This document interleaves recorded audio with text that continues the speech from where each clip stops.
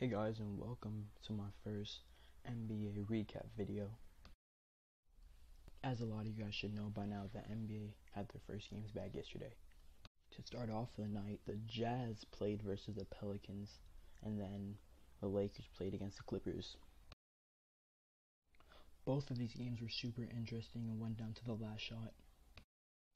And before the game started, both of the teams and coaches took knees.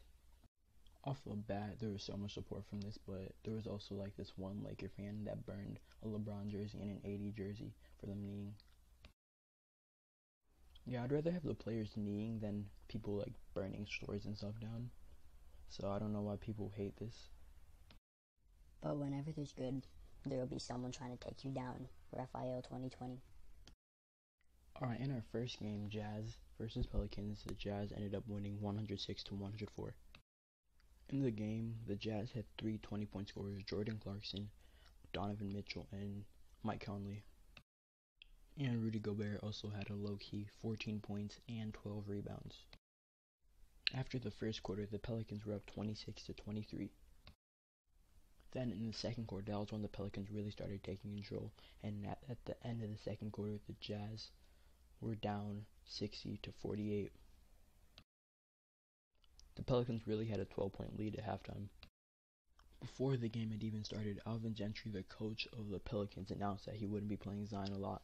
He would be playing him in short bursts, and he only ended the game with 15 minutes.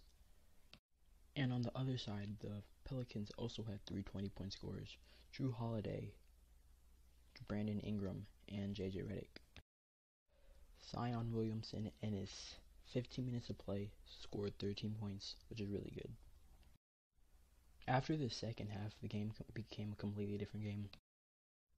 The Jazz outscored the Pelicans 58-44 in the second half.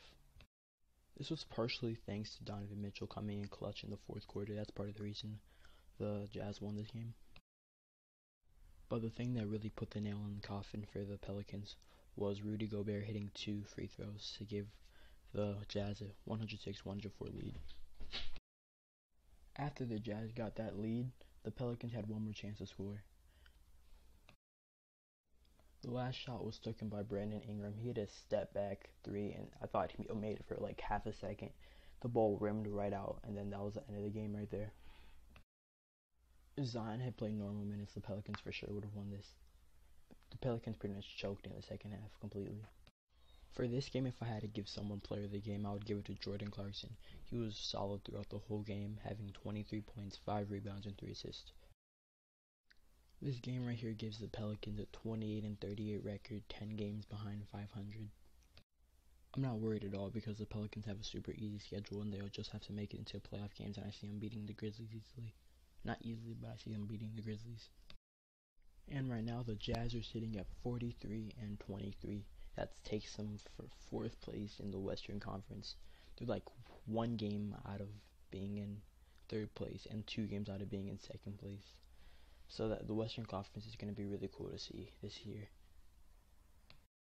All the teams I just named are going to be sweating as hard as they can not to get the 4th seed because no one's trying to play the Lakers in the second round. But right now, the teams in that 4-5 slot are the Jazz and the Thunder. Now I'm about to move on to the Laker game. Making in that this game, pass the Lakers on the won move, 103 looking like a point. In this game, the leading scorer for the Lakers was Anthony Davis.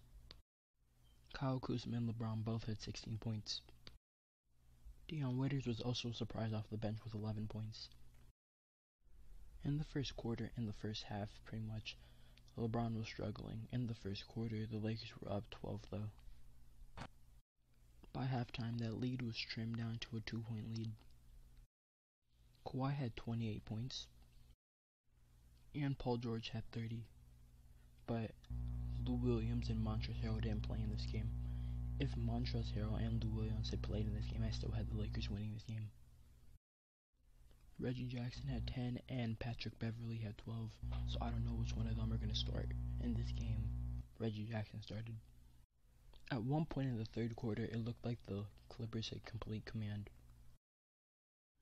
Then Anthony Davis starts to go off.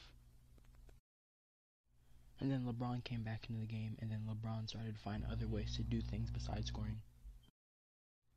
game was close for like the whole fourth quarter, and then LeBron started going off. With seconds left in the game, LeBron shoots a floater, thinking he got fouled, and then missed the floater, but he got the rebound and put it back up for a layup. That right there gave the Lakers the 103-101 lead. The next possession, Kawhi gets the ball, and then LeBron starts to lock Kawhi up. Kawhi passes the ball to Paul George, and then Paul George gets what's called guarded by LeBron. They switch, and then Paul George shoots, thinking that he got fouled, but LeBron locked him up too. So that's pretty much how the game made it 103-101. LeBron came up clutch in the first quarter. In the second half, after being kind of trash in the first half, and AD was going off all game. That Dion Waiters signing right there was like a really underrated signing, and it ended up being super good for them, with Dion Waiters having 11 points in the game.